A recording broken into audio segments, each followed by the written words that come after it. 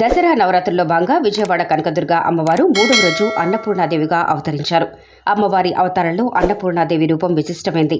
ఉత్సవాలు ప్రారంభమైన రోజు ఇంద్రకీలాద్రిపై దుర్గమ్మ అన్నపూర్ణాదేవిగా భక్తులకు దర్శనమిస్తారు. సకల జీవరాశికి ఆహారం ప్రసాదించే అన్నపూర్ణాదేవిగా అలంకృతమైన అమ్మవారిని దర్శించుకునేందుకు భక్తులు భారీగా తరలివస్తున్నారు. ఓ చేతిలో అక్షయపాత్ర, మరో చేతిలో గరిట పట్టి మానవాళి ఆకలి దప్పులను తీర్చే తల్లి అన్నపూర్ణాదేవి రూపం భక్తుల్లో పారవశ్వాన్ని నింపుతోంది.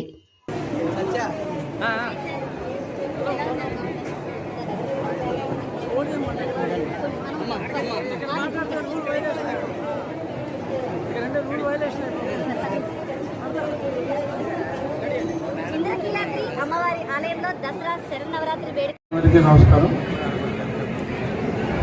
దసరా దేవి నవరాత్రుల సందర్భంగా అన్నపూర్ణాదేవి అలంకారంలో వేంచేసి ఉన్న కనకదుర్గ అమ్మవారిని 5 సంవత్సరాల తర్వాత దసరా ఉత్సవాల్లో భాగంగా ఈ దేవాలయాన్ని నేను పుట్టి పెరిగింది కూడా ఇక్కడే విజయవాడలోనే కనకదుర్గమ్మ సన్నిధిలోనే. చిన్నప్పుడు చాలా ఎక్కువగా దుర్గమ్మ వారి దర్శనం చేసుకునేవాడిని. చూడండి, ఒక 5 సంవత్సరాలు దసరా ఉత్సవాల్లో పాల్పంచుకునే అవకాశం నాకు కలగలేదు. 5 సంవత్సరాల తర్వాత ఈరోజు ఈ ఉత్సవాల్లో పాల్గొనటం, అమ్మవారి దర్శనం ఎంతో ఆధ్యాత్మిక ఆనందాన్ని నాకు ఇచ్చింది.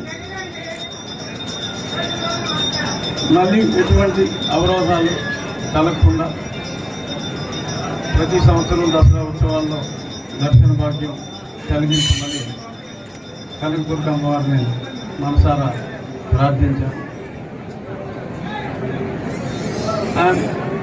చాలా చాలా సంతోషంగా ఉంది. ఎందుకంటే ఈరోజు మా మదర్ పేరు, మా తల్లిగారి పేరు కూడా అన్నపూర్ణ. ఆ అలంకారం రోజు వచ్చినందుకు మరింత సంతోషంగా ఉంది. ప్రశ్నలు ఏమైనా ఉంటారు? సింపుల్ ప్రశ్న. దసరా ఏర్పాట్లు ఎలా ఉన్నాయి సార్? దసరా ఏర్పాట్లు అద్భుతంగా ఉన్నాయి. ఎందుకంటే 5 ఏళ్ళ క్రితం నేను వచ్చా. మరి అది కొంచెం భక్తుల్ని అమ్మవారికి దూరం చేసినట్టుగానే అనిపించింది.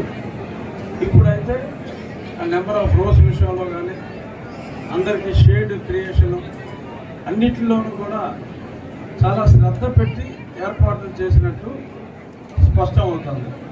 అయినా భక్తులు రాక విపరీతంగా ఉంటుంది కాబట్టి ఎంతో కొంత పర్సంటేజ్, ఎంతో కొంత అసౌకర్యం ఉన్నప్పటికీ మెజారిటీ భక్తులు, గతంలో వచ్చిన భక్తులు మళ్ళీ వస్తే వాళ్ళందరికీ కూడా చాలా మెరుగైన ఏర్పాట్లు జరిగినట్లు స్పష్టం. నేను అదే ఫీలింగ్. సీనియర్ నాయకులుగా మీరు ఏమైనా సలహా ఇస్తారా? సలహా